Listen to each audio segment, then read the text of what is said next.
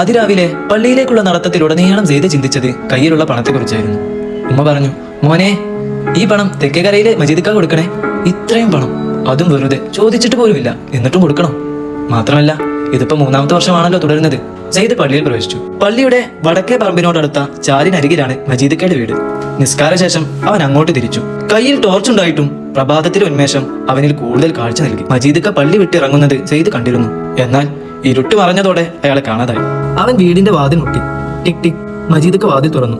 തലയിൽ അപ്പോഴും തൊപ്പിയുണ്ടായിരുന്നു. അസ്സലാം അലൈക്കും. വാലൈക്കും അസ്സലാം. ഇതാരി സെയ്ദോ? സുഖം തന്നെ അല്ലേ? സുഖമാണിക്ക. അവൻ കയ്യിലുള്ള പണം നീട്ടി. ഇത് ഉമ്മ തരാൻ പറഞ്ഞതാ. മജീദിക്ക പുഞ്ചിരിയോടെ പണം സ്വീകരിച്ചു. എന്നാ വരട്ടെ എന്നും പറഞ്ഞ് സെയ്ദ് തിരിഞ്ഞു. മോനെ, പോകല്ലേ.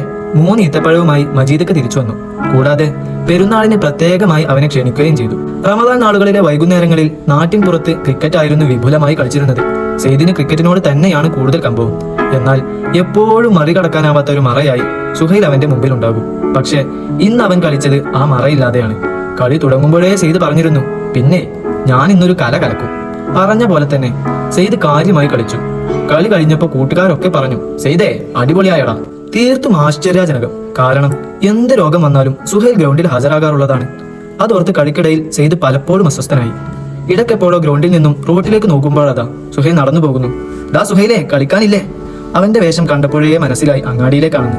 ഇല്ലടാ, ഞാനേ പെരുന്നാൾക്ക് ഡ്രസ്സ് എടുക്കാൻ പോവാ. സെയ്ദ് അവനെ ഒന്ന് തുറിച്ചു നോക്കി. കാരണം ഇന്നലെ വരെ അവൻ പറഞ്ഞു നടന്നത് തന്റെ അടുക്കൽ ഡ്രസ്സ് അധികമാണ്, ഇത്തവണ പെരുന്നാൾക്ക് ഡ്രസ്സ് എടുക്കുന്നില്ല എന്നല്ലേ.